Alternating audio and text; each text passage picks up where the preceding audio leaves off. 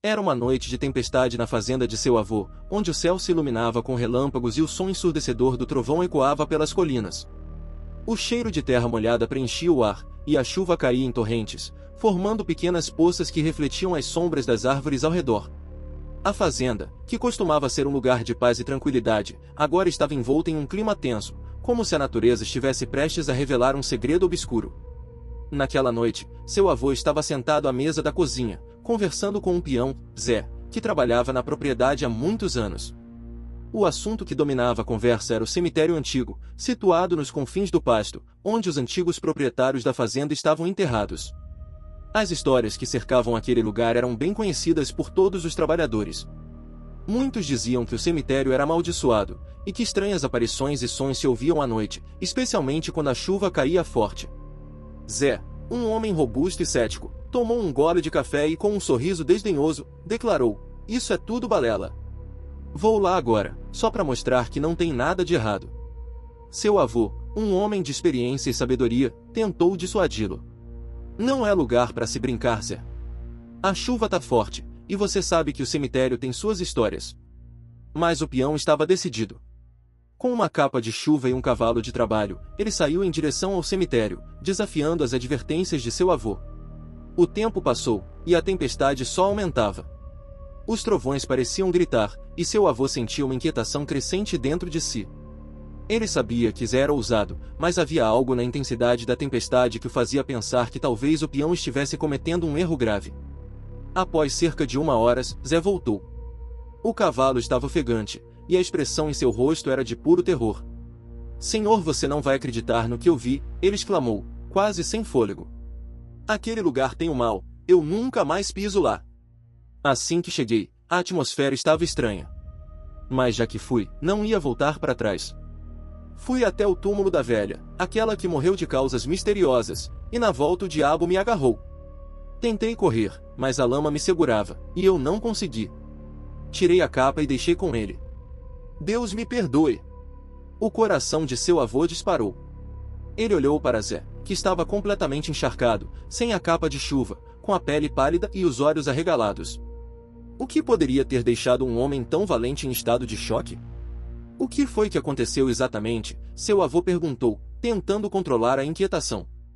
Zé respirou fundo e com voz trêmula, contou que ao se afastar do túmulo, um galho seco parecia ter se movido, agarrando sua capa de forma violenta. Ele sentiu como se uma força sobrenatural o puxasse, e a sensação de pavor tomou conta dele.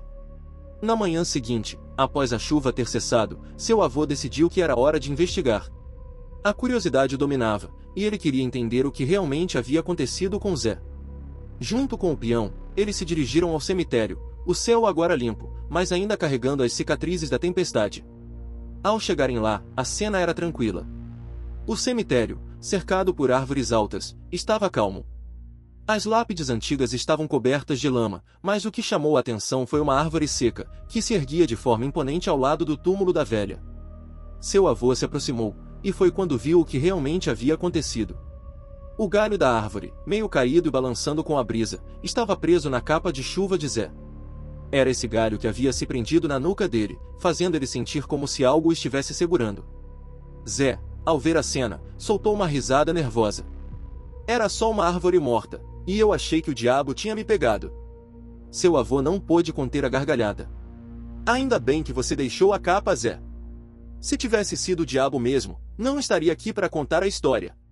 A risada ecoou pelo cemitério, quebrando a tensão da noite anterior.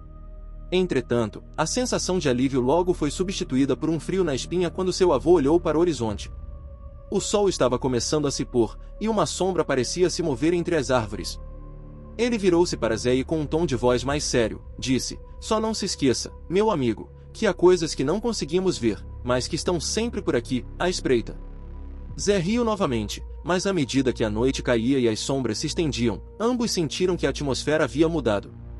Os sons da natureza foram gradualmente silenciados, e um vento frio começou a soprar, levando consigo um cheiro de terra e decomposição.